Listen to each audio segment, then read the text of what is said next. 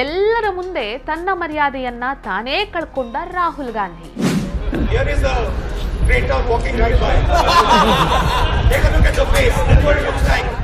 ರವನೀತ್ ಸಿಂಗ್ ಮಾತನ್ನ ಅರಗಿಸಿಕೊಳ್ಳಲಾಗದೆ ಕಾಲ್ ಕಿತ್ತ ರಾಹುಲ್ ಗಾಂಧಿ. ಅಷ್ಟಕ್ಕೂ ಪಾರ್ಲಿಮೆಂಟ್ನ ಹೊರಗಡೆ ಇವತ್ತು ಅಂಥದ್ದೇನ್ ನಡೀತು?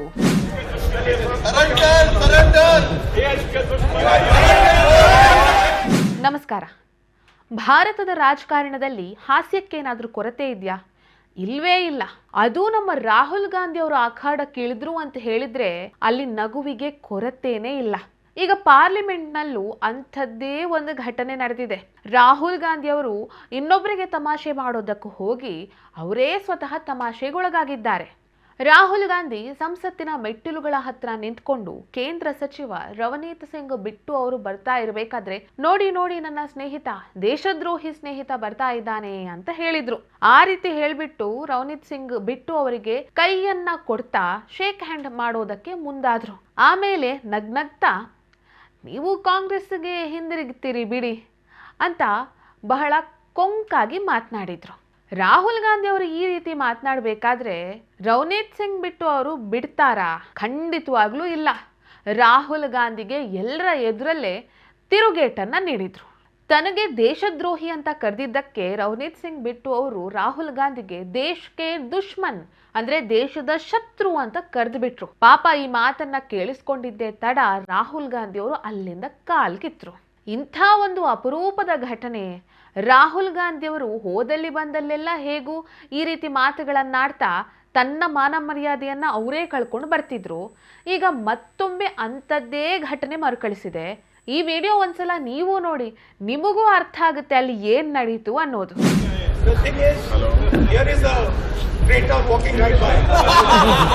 Take a look at the face. That's what it looks like. Hello, brother. Sir, thoda. My traitor friend. Surrender. Don't worry, you'll come back.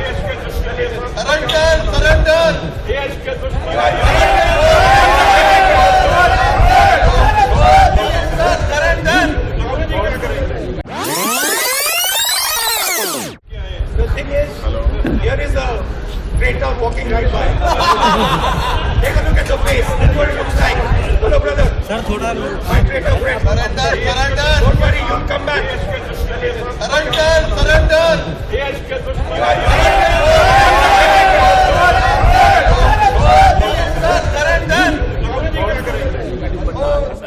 ನೋಡಿದ್ರಲ್ವಾ video?